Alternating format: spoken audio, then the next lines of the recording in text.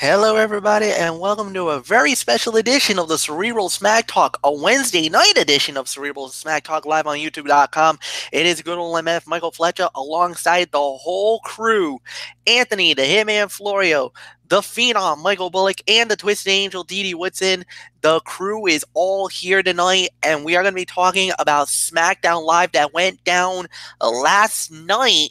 Um, as many of you guys know, due to work commitments beyond my control, I was unable to do the show on Tuesday.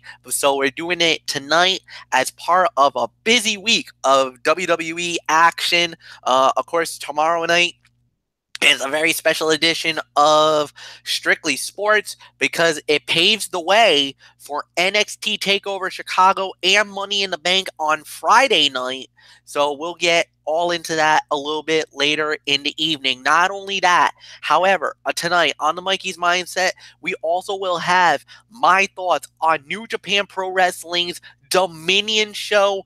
Two new champions were crowned, and because it happened tonight, and tonight was the season premiere, I am going to give you guys what you wanted: my reaction and thoughts of Lucha Underground season 4 premiere was tonight. And my goodness, what is there to say about this show? I'm so glad it's back, and it's going to be a chaotic season, to say the very least. New Temple, some awesome wrestling, and this was just, we were just scratching the surface. A new Jefe. But like I said, we'll get into that tonight. With that said, let's get it going. SmackDown live. As it was from the FedEx Forum in Memphis, Tennessee. We started it off with a, a promo segment. Started off with Paige. She was introduced as, this is called the Paige Summit. She basically had all of the women for the Money in the Bank ladder match. Lana, Naomi, Becky, and Charlotte. And there was a little bit of a nice little back and forth between all of the ladies, nice little back and forth battles, and everybody was praising their accolades. But then they got interrupted. Oh boy, did they get interrupted. Okay, first off, the interruption started with the Iconics. That's right. You heard me right. I said it. The Iconics, they showed up, and I could probably sense Dee Woodson eye rolling right about now. But then we had Absolution show up. They interrupted, and it led to a brawl, a total knockdown, drag out, 8-women brawl. The Gestapo referees had to show up and try to break that up. Yeah, good luck trying to break up a Hellcat fight. Or as I know Michael Bullock would wanted me to do it, cat fight. But we did have one of those, so it did prompt us for a little bit later in the evening for a big 8-woman tag team match. Basically, the 4 women in the Money in the Bank ladder match representing SmackDown Live versus Absolution and the Iconics. But we'll get into that later on. This is all right. I think this is a solid segment. I really loved what they did. And the thing is, I loved the layers of the storyline. I think that was pretty good, to say the very least. Okay, I know the Iconics is trying to be that prevalent little, socialites type crew. And I don't know if it really worked. I love the antics. It got them over in NXT. I don't think they're connecting in WWE, though. I think they're not connecting in the best way. I mean, they did mock Becky's accent, which, normally that would get me a little angry, but, okay. They go after Charlotte, and more importantly, her legendary mannerisms, the strut of Ric Flair, which I know would probably get Anthony going. the glow entrance of Naomi, and then they were doing that a little bit of a carbon copy of the dance off that they had with Naomi and Lana from a couple of weeks ago. And you know what? I actually rewatched it over, and I'm actually with Anthony Florio. It actually was not that bad. It wasn't as bad as I thought. Originally I was like, "Oh, this is horrible. This is horrible." I actually took a second look at it, a second gander, and it was actually not bad. It was pretty decent. So I'm actually gonna side with Florio on that one. It was actually pretty good. So nothing more to say. This is a good way to hype the Money in the Bank on the women's side. Anthony Florio, it's all yours. Yes. Well, I'll tell you, MF. I mean, you're absolutely right. I mean, I could say maybe by default the segment of the night in a way. I mean, because this was a wrestling heavy show, to be honest. But getting into this, I mean, it started out with all four ladies doing their usual thing, but then Becky Lynch, I mean, she got on the mic, and that's when it really got good. I mean, she was the only one of the four who seemed to realize that getting fired up is a good thing. And a Becky for the here and now is something I can really get behind. And backing it up on the mic was terrific. And I thought the little dig at Charlotte Flair during that was absolute perfection. Really was. And then the Iconics came out, and I mean, the I'm an Irish thing, yeah, that was it was the kind of goofy cornball thing you would expect from two young ladies having fun. And the impressions that they did continue to be excellent. The two-faced Charlotte and the hot moves dancing in the Naomi's theme, that was brilliant. But then the only nitpick, even though I love Absolution, I mean, Mandy's well, I think it was really more of Sonya's robotic delivery kind of killed the momentum. But then they all went at it, and if you had that on your scorecard, you're a winner. So that's really all I can say on that. So by default, I would have to say this was the segment of the night. It was a very good hype for the women's Money in the Bank ladder match, and I'll tell you, these women have really put the working hours in. I'm telling you. So we saw it on Raw the other night, and then SmackDown Live. The women they brought their A game. Couldn't pick a better time to do it with this event coming up, the unofficial fifth major, as I'm calling this now. So nothing more to say. Michael Bullock, come on in. Let's get your thoughts on this. Yeah, I mean, I thought this was I thought this was. Oh, actually, hold on a second. Can you Are you guys there, hear Bullock? me? I can hear you. Oh, can you hear me? Yep, I can hear you. Yeah, we can hear you, Bullock. We can hear you good. All right, I just wanted to double check on it. Oh, So, you're good. all right. Uh, yeah, as far as the segment goes, I thought this was a solid segment to start off. I mean, I love the back and forth with the women. I mean, but like you said, I think Becky Lynch, out of the four that's in the Money in the Bank ladder match, I thought she was more hyped up about it than the other three. But then you had the Iconics come out with their usual shtick, and I'll be quite honest, and I don't know how you guys are gonna feel about it. I'm kind of getting annoyed with the Iconics. I mean, yeah, they're the thing that they do worked in NXT. I just don't think it's getting over with the WWE universe, and I think there's some that are annoyed about it, and me being one of them. Then you had Absolution come out, and then basically you had a a full out brawl. So yeah, this was definitely a good way to start off this edition of SmackDown Live. So nothing else to say. Dee Dee Woodson, come on in and give us your thoughts on this opening segment. It was a good opening segment, and yeah, I agree. Kind of by default, this becomes your segment of the night. It started out really good. Paige get out there with the ladies.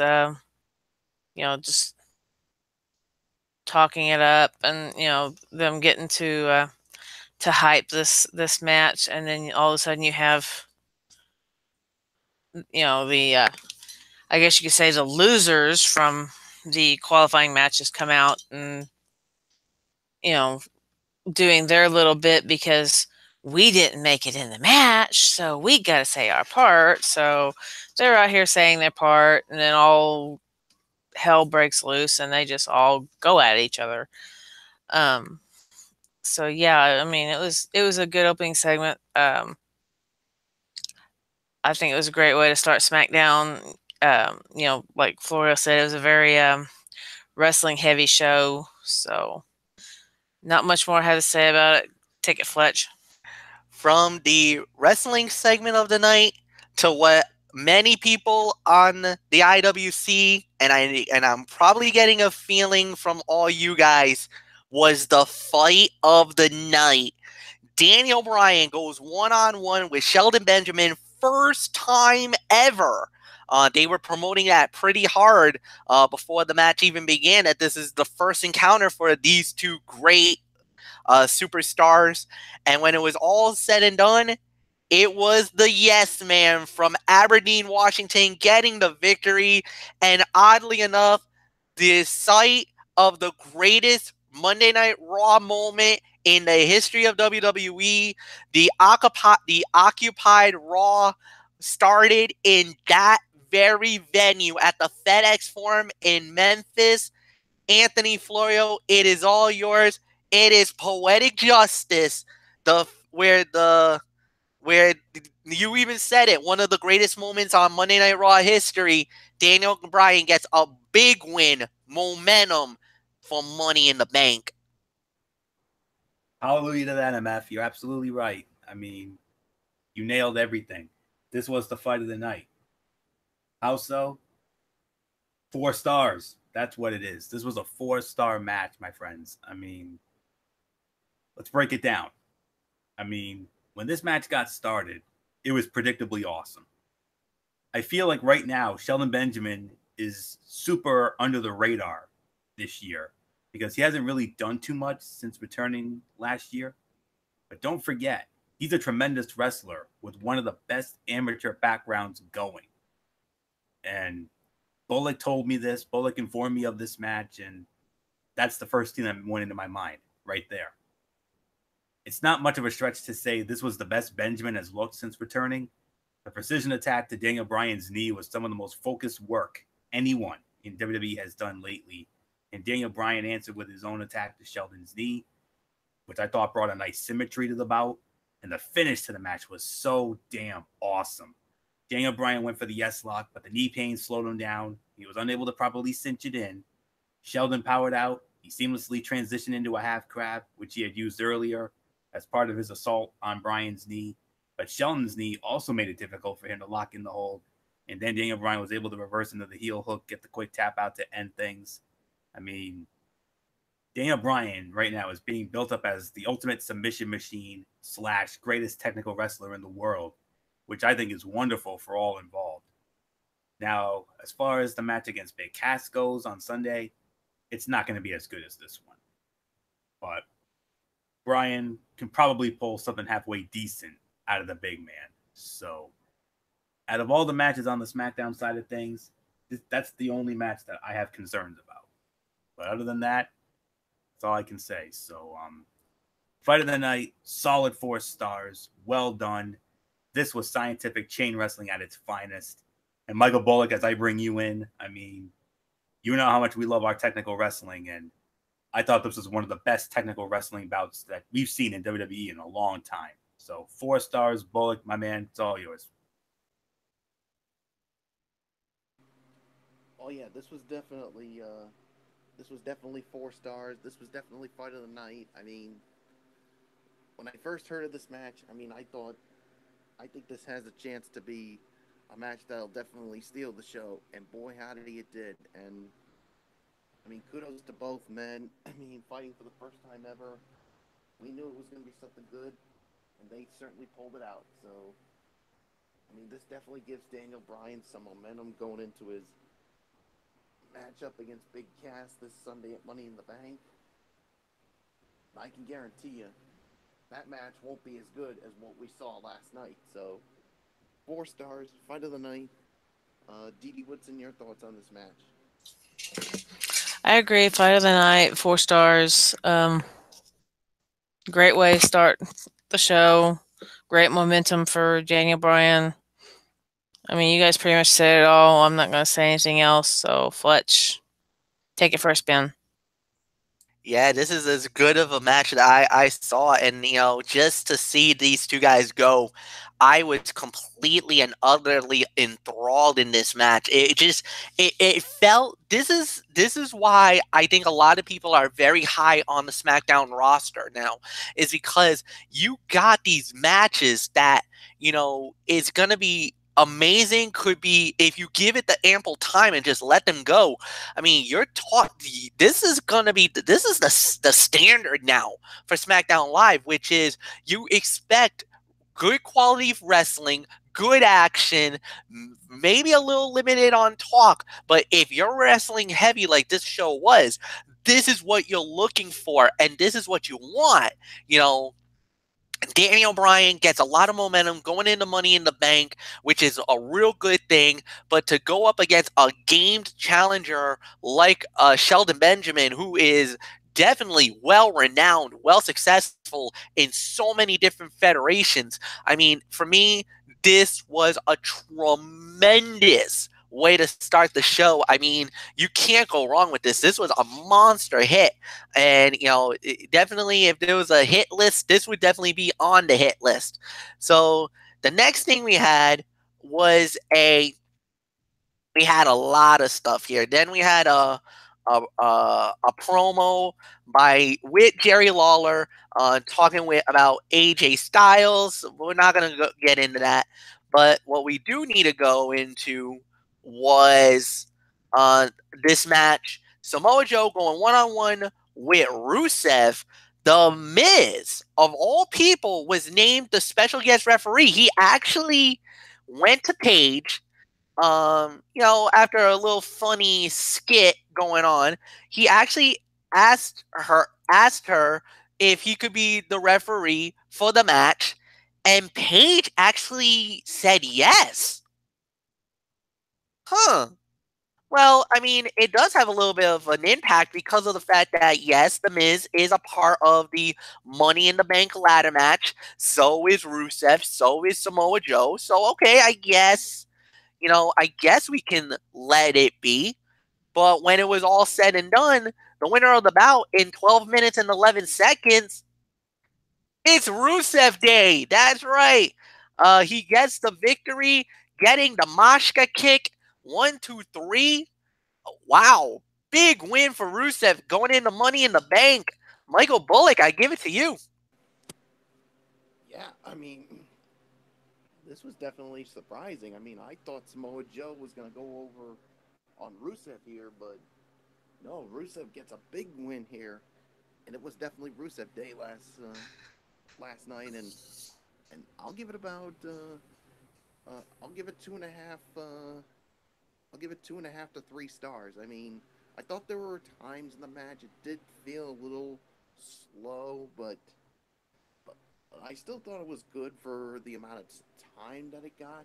But man, Rusev, I mean, a big win for him. So this definitely gives Rusev some momentum going into the Money in the Bank ladder match. But after the match, we had all sorts of things go down.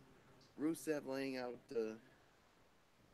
Samoa Joe with the ladder, but then the Miz basically lays him out with the skull crushing finale, and then the Miz goes to grab the briefcase after he climbs the ladder to grab it, I just and got. and then and then Oh, basically, well, he was talking junk with the commentating team, but as the briefcase gets open, oh no, it's not a contract. What was inside that briefcase? Pancakes. It was, and you saw the New Day basically laughing their ass off, and I was laughing my ass too, saying, Yeah, how do you like that, Miz? That's what you get for talking junk. So, yeah, how do you like your pancakes? So, nothing else to say. I'm just gonna give it to Dee Woodson. Oh, trust me, I loved him opening the case to nothing but pancakes. I thought that was hilarious. That was probably the best part of this whole thing. Um, the match, yeah, I am surprised that Rusev won, but even with him going into the show with momentum, we always have to think, the one that comes out on top on the home show isn't always the one who wins. So we don't know what's going to come out of the Money in the Bank ladder match and who's going to come out on top. But I mean, it's this is looking good for Rusev, at least going in with that momentum. Um, I kind of pretty much agree with y'all on the ratings, so I'm not going to say too much more about it. So, Fletch, I pass it off to you. 2.5 stars. I could also say flirting with 3. This was a solid fight. This was a good match. Yeah, the funny ha at the end was a nice little taste and nice little change. But it was really weird because it was basically heel versus heel. Well, heel versus, I guess, cult hero, because Rusev is a cult hero with the IWC. They are definitely in love with Rusev Day. And and with the Miz there, you would think the Miz would have been kind of a little snarkier than usual, but for the most part, he was actually not bad as a referee. I was a little surprised with that. I thought, all right, not bad. He did get a clean 1-2-3, not bad at all. So I mean, and like you said, great momentum for Rusev, funny momentum for New Day. I am wondering who they're gonna throw at the Money in the Bank now, because this is it. There's no point. Uh, there's no other events. It's Money in the Bank, and that's it. Who is your man? Who do you pick? New Day. We've waited. Who is your guy? Who's representing your team? You got to give us a man now. So we've been waiting all this time. We've been waiting so long, and now nothing more to say. So we'll see what happens. This was a decent fight, nonetheless. Anthony, it's yours. Yeah, 2.5 to 3. Solid match. It had a slow middle, but it also had a flat ending. I would love to see these two just go at it in a full on be a man fight for a good maybe 15 to 20 minutes with no nonsense down the line. Just going at it, balls to the wall, the whole 9 yards. In one of our infamous be a man fights, you know how much we love those. And interesting statistic here, my friends. Rusev is only the 4th man to pin Samoa Joe since Samoa Joe has come to the WWE. The other 3, Roman Reigns, Seth Rollins, and our Universal Champion Brock Lesnar. Read into that what you will. So just thought I'd throw that out there. It is indeed Rusev Day, without a doubt. So major momentum for him. So we'll see what happens. So 2.5 to 3, I agree with the rating. So with all that being said, let's move on to another first-time matchup that I definitely can't wait to get into. It is the artist formerly known as Shinsuke Nakamura goes one-on-one with the reigning United States heavyweight champion, the charismatic enigma, Brother Nero. Yes, Jeff Hardy. Jeff Hardy wins the bout via disqualification because Nakamura fists to, you could fill in the blank on that one. He went south of the border. Yikes. Oy. Okay, Dee Woodson, it is all yours. I know you're probably a little mad at Nakamura for crushing Jeff Hardy's huevos. Probably not as much as Jeff's wife probably is upset about that. I mean, me personally, I wouldn't know how it feels, but I do feel very bad for you guys when something like that happens. And, for us ladies, if someone was to come up and attack us, that's our defense mechanism. Nakamura, you have no business doing that. And I know right now he's supposed to be this big heel character, and I'm kind of down with it, but he needs something better than the low blow, I think, because it's seeing the low blow over and over again in every match is kind of getting a little old. I mean, he needs to kind of shake up his style just a tad bit. I'm not going to penalize too much for the DQ finisher because of the fact that this was ended up being a very storyline based ending, because it was a message to AJ Styles in the end. So I'm going to go 2 3/4 to 3 stars for the match, because it was a very good match up to that low blow point. Because, I mean, they were taking it to each other. And, I mean, you had high fly from one, and then you'd have, strong style from the other. And, I mean, it was a really good match. I was really getting into it until we got to that low blow. And then it's like, hey, you just kind of killed it. And then, of course, him hitting his finisher and then doing the 10 count, that should explain why did it in the DQ. So, like I said, I'm not going to penalize the DQ this time. I usually have a habit of deducting some points on it, but I'm not going to do it this time, only because the match up to that point was really good, and the ending ended up being storyline building for Nakamura. So not much more I'm going to say about it. So, Fletch, I'm tossing it to you. Yeah, I'm a little disappointed with the match. I was really expecting the match to have been a lot more better, a lot more amazing. And the ending, yeah, it was a little bit of a bad ending, but there's really nothing more that you could say about that. Is just, you expected it. You expected it, the ending, to be as it was. I just thought it was a really, really, really solid match, and really good, to say the very least. Really nothing more to say. Just, it was what you expected it to be. Nakamura having, a heel like attitude, doing what happened, and that is what you got. Nakamura being a monster heel, doing what they've been doing, and that is, what he is set to do. And now he sets himself up for Money in the Bank, and yeah, for the last man standing fight for the title. You already know what that's gonna bring to the table. So it's gonna be, one of those matches. So Nakamura versus Jeff Hardy, solid fight.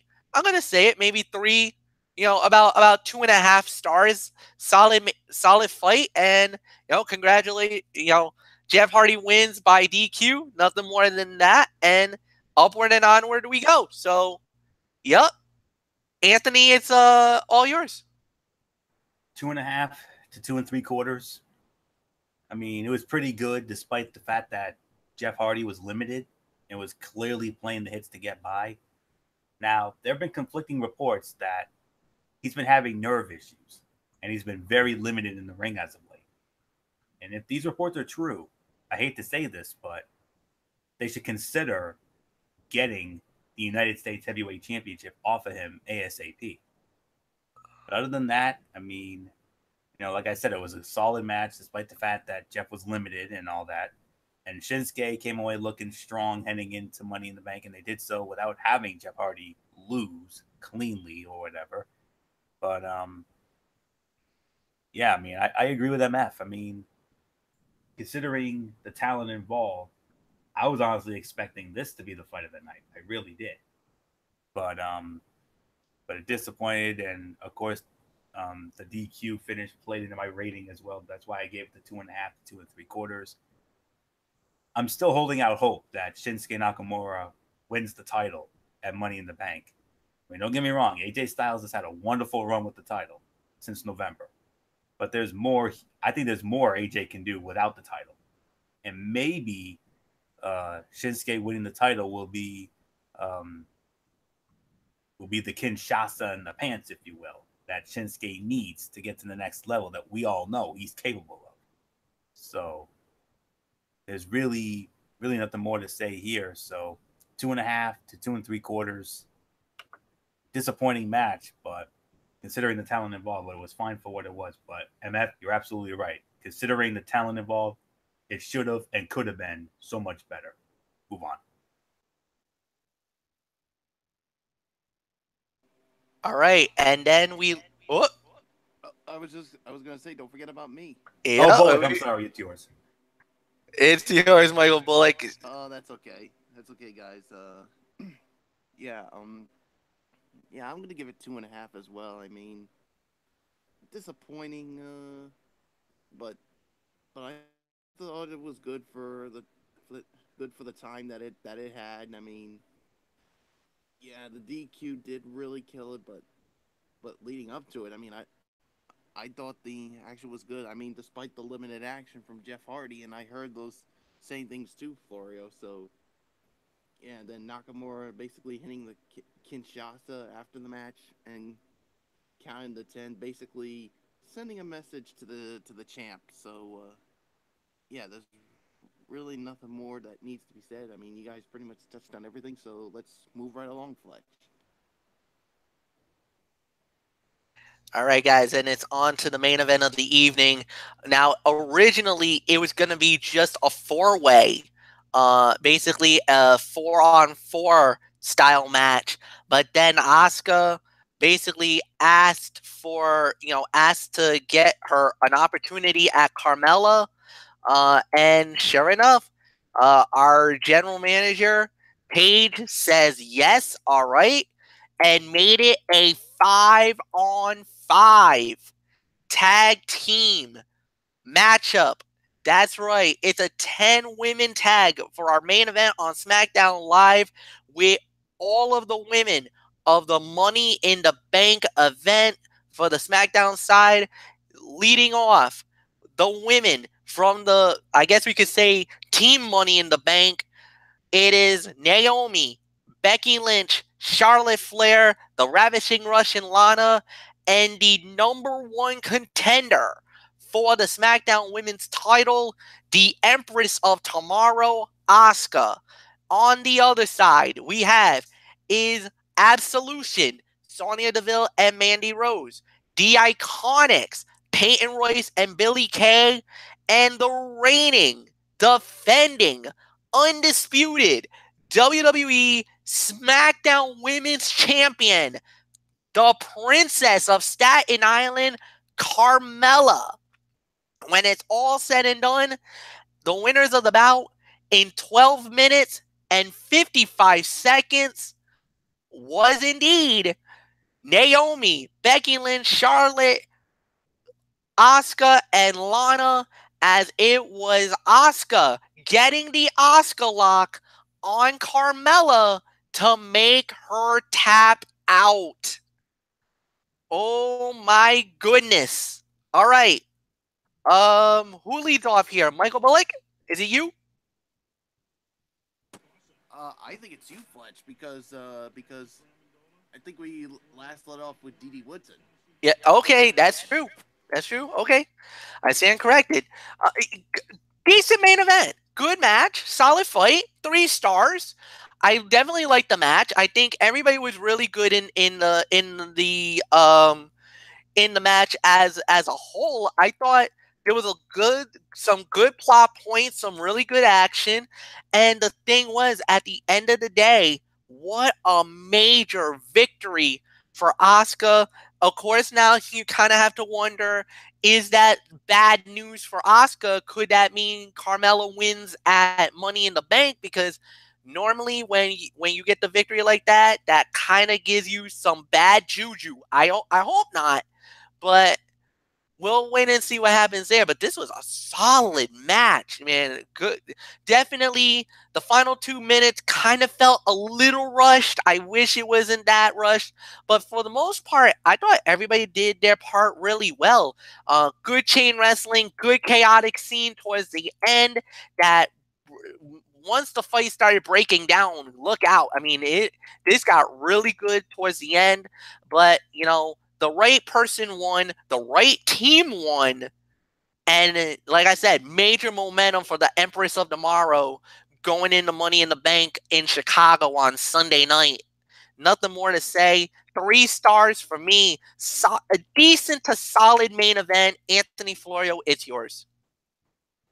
I'm actually gonna go 3 to 3.5 on this one, MF. I gotta say this was the second best fight of the night for me. It was organized chaos from the opening bell until the commercial break. No let up, just constant movement, quick tags, and fast paced action. Yeah, it did slow down a bit after the break, but it had to. All build and no release doesn't give the crowd a chance to appreciate what they already saw. But of course, you can't have a chaotic match that doesn't end with chaos. So things picked up in a big way later on. Moonsaults to the outside, blind tags, total team brawls, everything.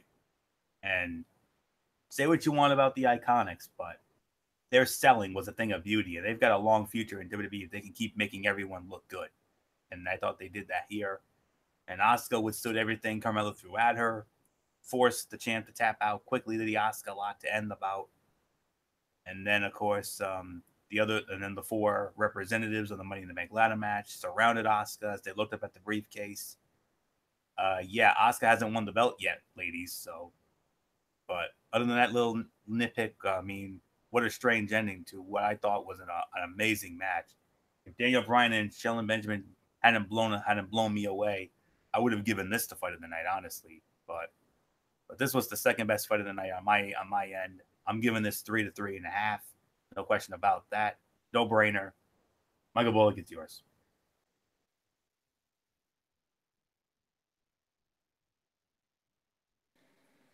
Yeah, I definitely would say this is the third best fight of the night here as well. I'm gonna give it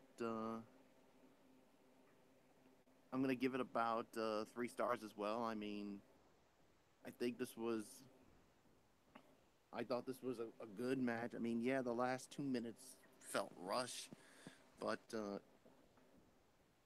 all in all, I thought this was good. I mean, Asuka getting Carmella to tap out to the Asuka lock. Yeah, I mean, I hate to say this, and I know Dee Woodson's probably gonna kill me for saying this, but I'm already gonna call it right now.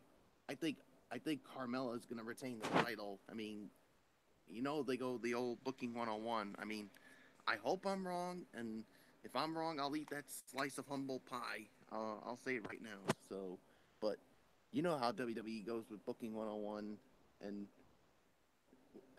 I mean, I just got this feeling that Carmella is gonna retain the title, and I think she's probably gonna do it in some cheap way. No big surprise with that. Duh. So, nothing else to say. 3 stars. Dee Woodson, I give it to you. And I mean, don't get upset with me with what I just said. I mean, I'm just basically stating facts here.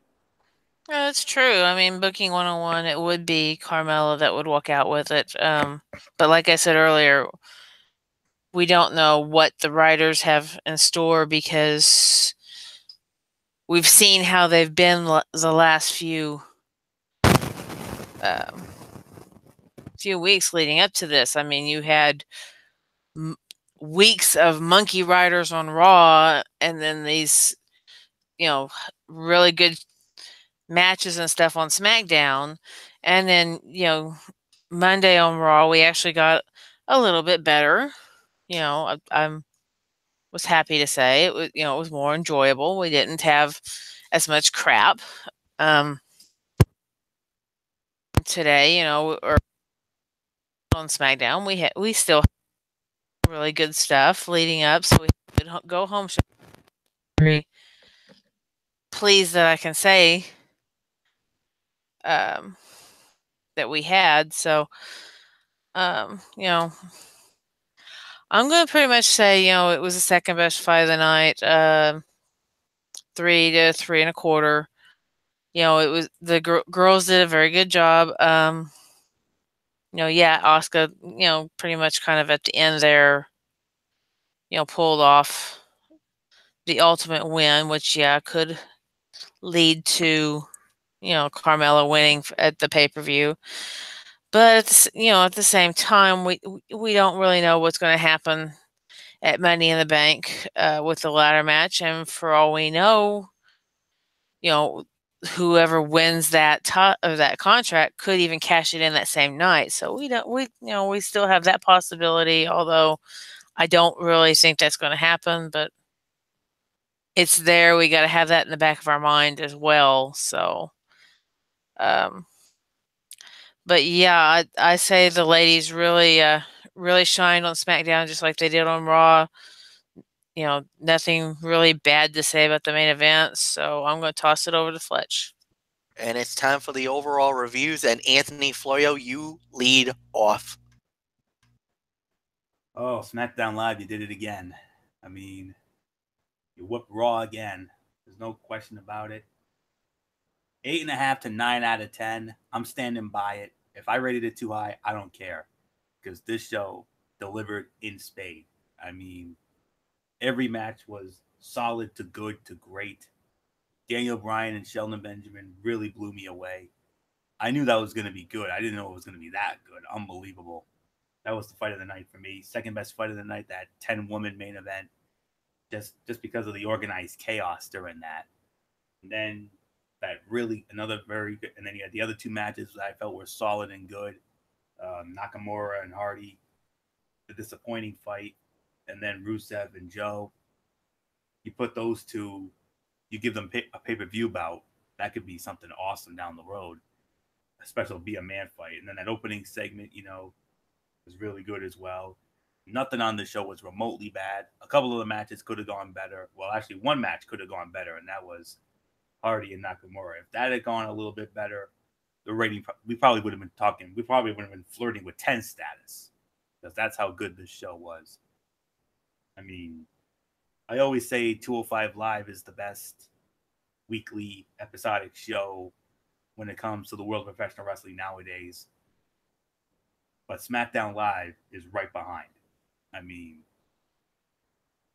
the two shows that we see every Tuesday night, in my opinion, right now, are the two most consistent shows each and every week. Storyline progression, sense of urgency, something to build on. And that's exactly what they do. They give us, great content each and every week. They have loaded rosters, nothing repetitive whatsoever. Whereas, Monday Night Raw has bad habits of repetitiveness. But SmackDown Live right now, I mean, right now, 205 Live and SmackDown Live are 1A and 1B right now. That's all I can say on that. These two are the creme de la creme when it comes to the professional wrestling world right now. And MF, you should be very proud of your guys and gals over there. They are doing something right. They're soldiering up each and every week. And they're giving us, on average, shows that we rate between 8 and 9 out of 10 each and every week. And I expect that trend to continue for the foreseeable future. Monday Night Raw keeps giving us, 5, 6 out of 10 a week. Not good enough. I'm hopeful that once Money in the Bank is done and we get back, and we start building to the next pay-per-view, hopefully Raw can start hanging with SmackDown Live. Raw was better this week. First decent show they've had in a month. But right now, MF, I mean, you got a damn good thing going on SmackDown Live. Ever since the Superstar shakeup, when all the moves went down, we felt SmackDown Live was going to be the A show. And coming from this Raw guy, I'm going to make the statement, put me on the record. I don't give a damn. You can put me on the record for this. SmackDown Live right now is the A show in WWE today. And Monday Night Raw is the back of the line show. Period. And the statement and the quotation, 8.5 to 9 out of 10. Michael Bullock, how do you follow that?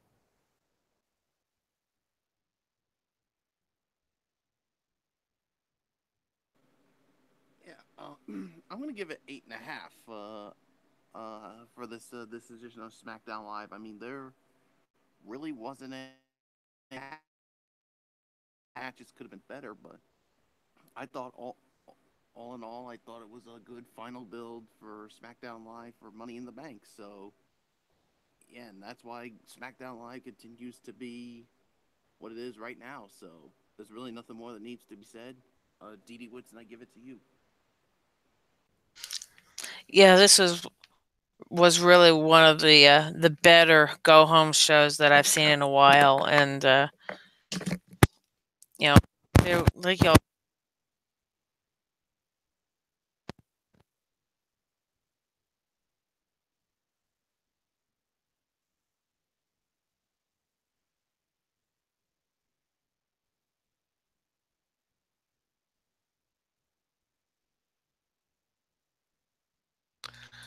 Looks like we. Dee, are you still there, love? Oh, there you go. Yeah. Oh,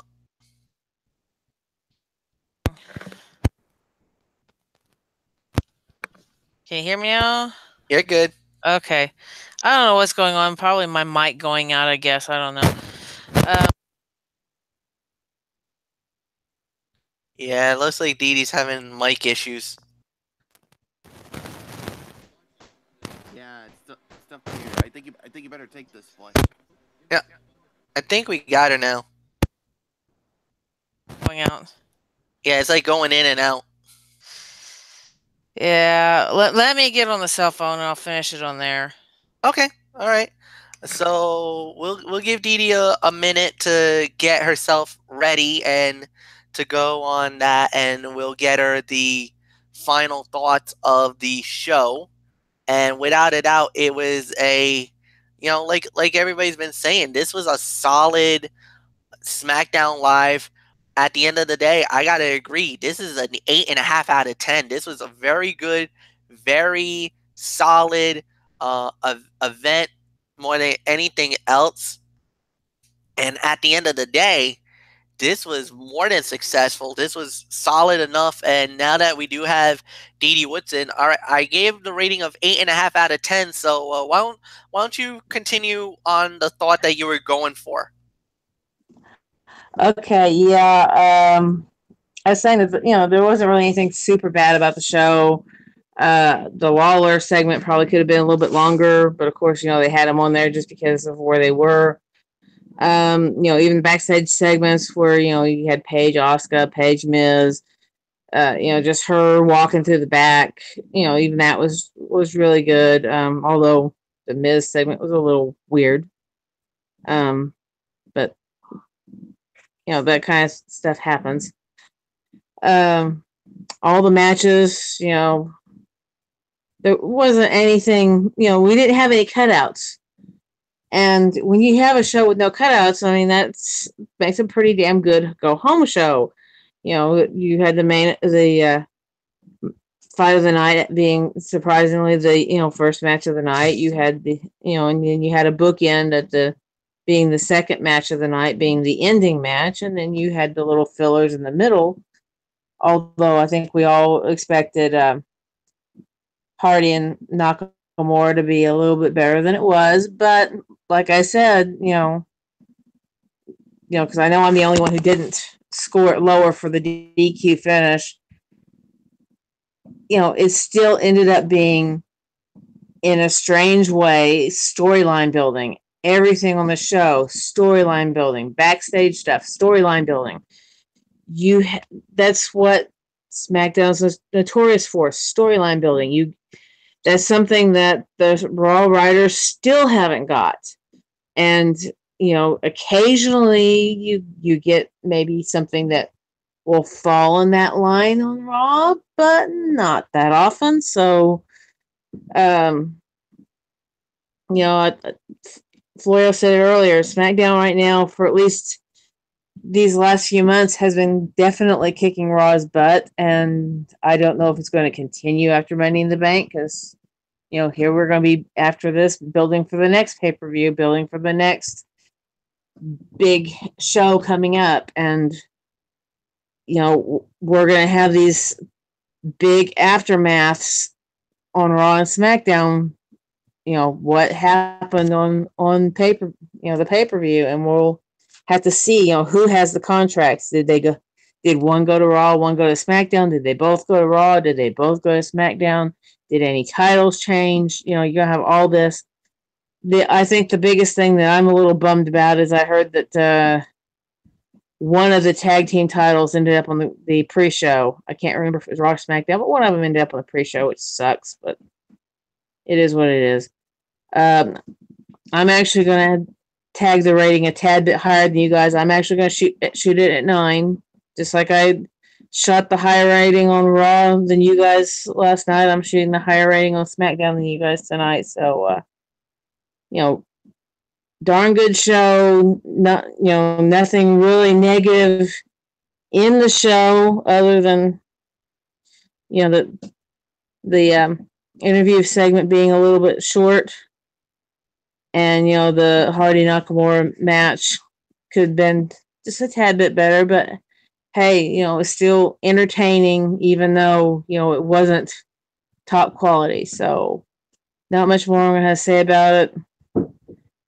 I'm going to go ahead and bow out just because I've got some commitments in the morning. So, I will see you all Friday. Yes, we will. Yeah, at 10:30 Eastern. Okay, we got it. All right. So we'll see you Friday, Didi.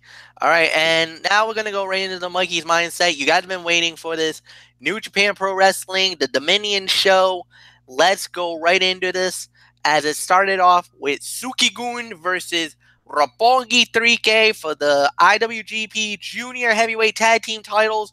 Sukigun successfully defends the titles. Solid fight just to start off the show. Then we had was Juice Robinson and David Finlay versus two members of Chaos, which was Jay White and Yoshitashi, and it was Juice Robinson and David Finlay winning the match. Nice win for them.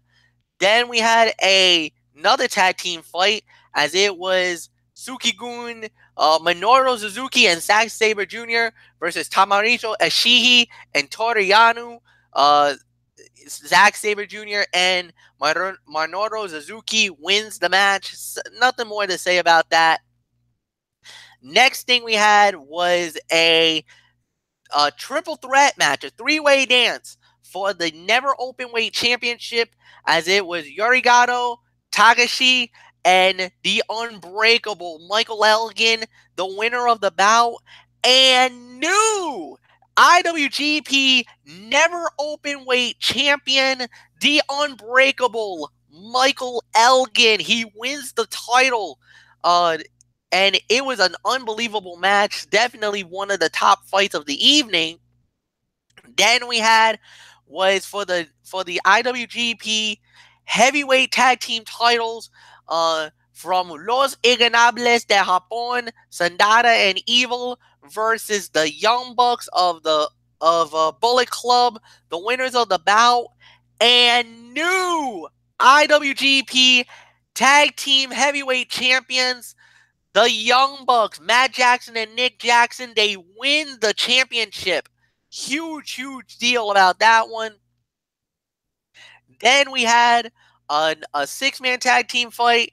Hiroshi Tanahashi, Jushin Thunder Liger, and Rey Mysterio Jr.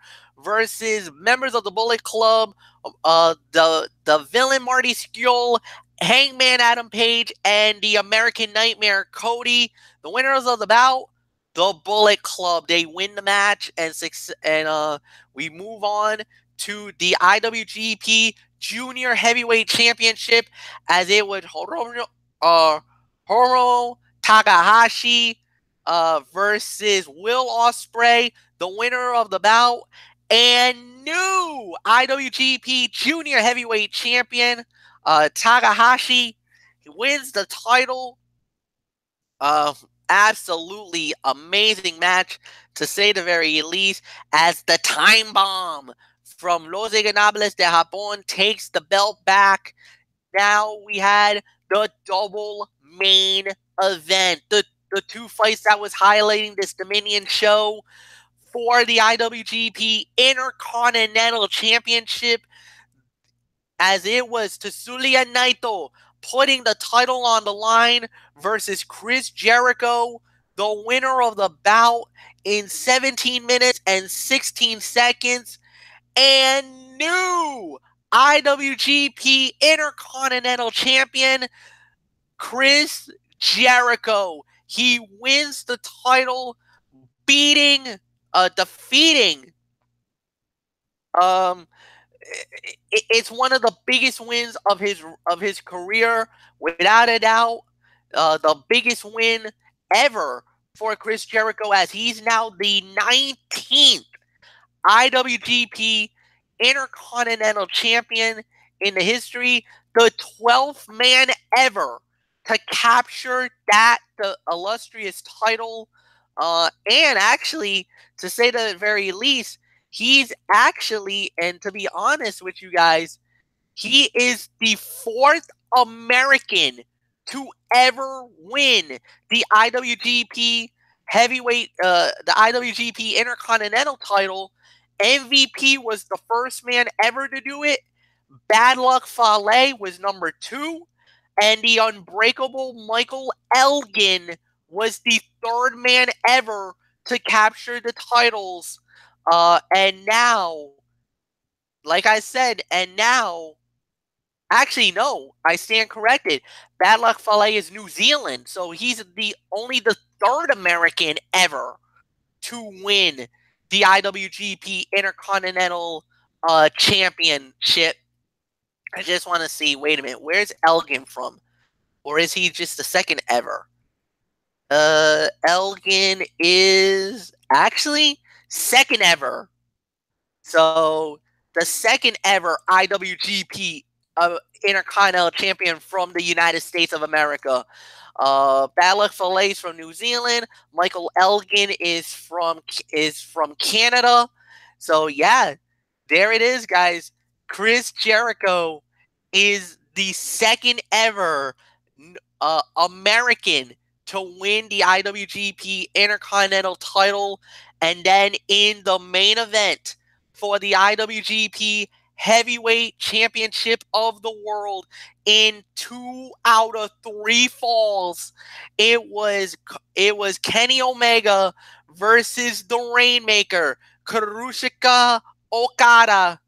When it was all said and done, the winner of the bout in the full 3-fall limit in an estimated time of 1 hour, 4 minutes, and 50 seconds, and the new IWGP Heavyweight Champion of the World, the cleaner, Kenny Omega. He wins the title.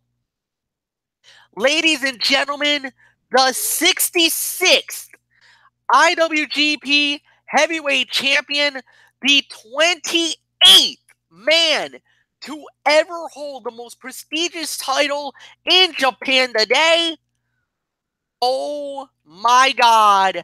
5-star classic, and is now the fight of the year for 2018 in all of professional wrestling. That's how good it is, folks. Unbelievable. Nothing more to say. We're gonna go right into Lucha Underground, as we had a historic evening, to say the very least. Lucha Underground started their new season, well, with a new boss, Antonio Cueto, who's the father of Dario Cueto. As many of you guys know, Dario Cueto was killed at the end of season 3. Basically put a bullet in his office and was killed. His father takes over the reins as the new man to run the company, and he comes out guns blazing to start this very thing. It was amazing. Nothing more to say. An unbelievable start for the series. Oh my God. What a show. And when it was all said and done, wow, wow, wow, wow, wow. They started it with Aztec Warfare for the Lucha Underground World Title.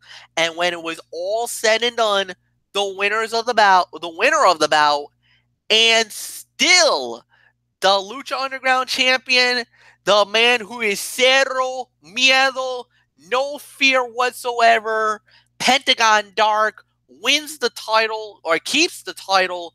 But then Antonio Cueto made something very, very interesting, saying next week that he will have uh, Pentagon Dark put the title on the line against the monster, Matanza Cueto, one-on-one for the Lucha Underground World title. Oh my God, what a match, guys.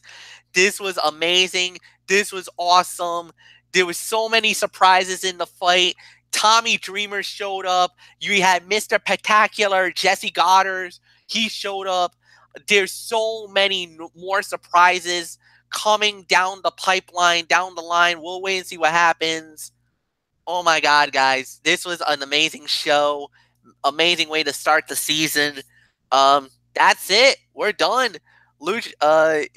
Cerebral Smack Talk in the books. Anthony Floyo, come on in. Why don't you set us up for what we're going to have tomorrow night on Strictly Sports? Before I do, I just want to check and see what time do you guys want to do that show tomorrow night? I'm down for 10:30. You want to do that at the usual time? Yeah, 10:30. All right. I just wanted to be sure because this is a Thursday show. This is not our traditional Friday show. So, I don't know. I was just the thought crossed my mind. I wasn't sure if you guys wanted to start it earlier or whatever. But all right, 10:30 it is. So, all right. So you missed it the other night. Here it is once again. The docket for Strictly Sports tomorrow night for this special Thursday edition. 1 week only, by the way. Julian Edelman suspended 4 games for the PED use. Brian Colangelo resigning as the president of the Philadelphia 76ers. We're going to talk about the Washington Capitals winning the Stanley Cup. The Golden State Warriors successfully defending their NBA championship. Michael Bullock, you'll share your experiences as part of the 50th anniversary of the Special Olympics State Summer Games that went down up at URI a couple weeks ago. And, of course, our Major League Baseball Power Rankings.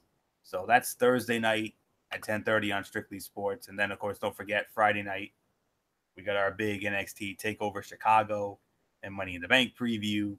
And then Sunday night, MF will guide us through the Money in the Bank recap as always. So very busy week. We hope you all can join us. So we'll see you tomorrow night. MF, let's put a bow on this thing. Special thank you to everybody who makes the show as awesome as it is, as always. From our producers to the executive producer himself, Derek Ferreira. Thank you guys as always. And thank you for allowing me to do this on Wednesday night. I know that kind of messes with the schedule a little bit, but I greatly appreciate that you guys gave me the green light to do it on this evening. Thank you so much as always. Anthony Florio, Didi Woodson, Mike Bullock, you guys are awesome. And we'll see you guys tomorrow night, 10:30 Eastern, on Anthony's channel, The Tone 25. For Strictly Sports. Until then, guys, have a good night. Like the video. Send it to all your friends on all social media platforms. Leave a comment. What did you like about SmackDown Live tonight? Or it could be about Dominion. Could be about Lucha Underground. And we'll see you. And we'll see you then. So have a good night, everybody. So long for now. And bye-bye.